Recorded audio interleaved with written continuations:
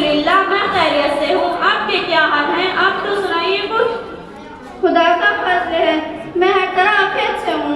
मुझे आपसे एक शिकायत है और वही शिकायत आपकी और मेरी दूसरी सहेली आयशा की भी है।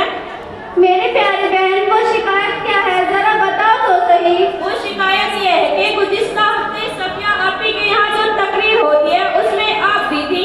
मैं और आयशा आपके सामने कुर्सी पर बैठी रही, लेकिन आपने कोई इस्तीफाल ही नहीं किया। ओहो, उस दिन मेरे सामने वाली कुर्सी पर आप भी बैठी हुई थी, वरना मैं आपको बिल्कुल नहीं पहचान पाई। बचपन की सहेली और पहचान न पाए, ये कैसे हो सकता है? सच बात तो ये है कि उस दिन मैं आपको आपके मेकअप की वजह से नहीं पहचान पाई थी। क्या बात कर रही हो? मेकअप से हम बदल गए थे। हाँ बहन, बात यही है कि आजकल की औरतें जिस तरह से मेकअप कर रही हैं उससे उनको पहचानना मुश्किल होता है। क्या मेकअप वगैरह करना शरीयत में मना है? मेकअप के मायने आते हैं बनना, सजना संवरना, और सजना संवरना सिर्फ शौहर के लिए, लिहाजा शौहर के सामने जायज है। किसी भी तरह की तरकीब, ब्याह, शादी, अकीका वगैरह में जो कि औरतें मेकअप करके जाती है, उनका ये बनना, सजना संवरना शौहर के लिए नहीं होता। इसलिए तकरीबात में जाने के लिए मेकअप करना जायज नहीं है। क्या शौहर के लिए हर तरीके का मेकअप जायज है? जी हाँ, शौहर के लिए हर तरह का मेकअप करना जायज है।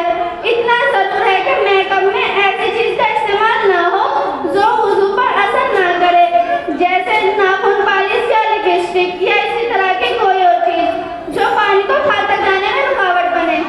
मुझे आपकी बात अच्छी तरह समझ नहीं आई। मुझे आप ये और बताएं कि वुजू और लिपस्टिक का क्या ताल्लुक है? अरे बहन, इसका मतलब तो बिल्कुल ही साफ है। वुजू में जो धोए जाने वाले आज़ा हैं, उनमें से कोई आज़ा भी वुजू करते वक्त खुशक नहीं रहना चाहिए। हत्ता के बाल के बराबर भी अगर कोई जगह खुश्क रह गई तो वुजू ना होगा। अब आप खुद ही सोचिए, जब नाखून पालिश लगाने से पानी नाखून तक नहीं पहुंचेगा, और जब पानी नाखून तक नहीं पहुंचेगा तो वुजू ना होगा, और जब वुजू ना होगा तो नमाज कहाँ से हो जाएगी? क्या आपके पास सजने संवरने का कोई दूसरा तरीका है? जी हाँ, अपनी सीरत को संवारिए, अपने अखलाक को आरास्ता कीजिए और अपनी जिंदगी को हुस्न किरदार का आईना बनाइए। इसलिए कि हुस्न सूरत चंद रोज़ा, हुस्न सीरत मुस्तकीम। मुझे आपकी बात अच्छी तरह समझना। मुझे आप इतना और बताएं कि जो आजकल हमारी बहुत सी ख्वातीन तंग व चुस्त लिबास पहनती हैं, इसका क्या हुक्म है?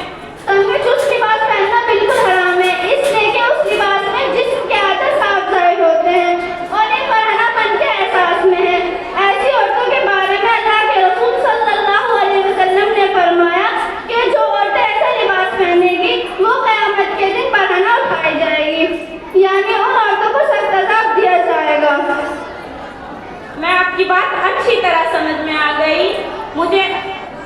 मैं बेहयाई से बचने की पूरी कोशिश करूंगी और पर्दे का एहतिमाम करूंगी, और मैं यहाँ बैठी हुई तमाम ख्वातीन से गुजारिश करती हूँ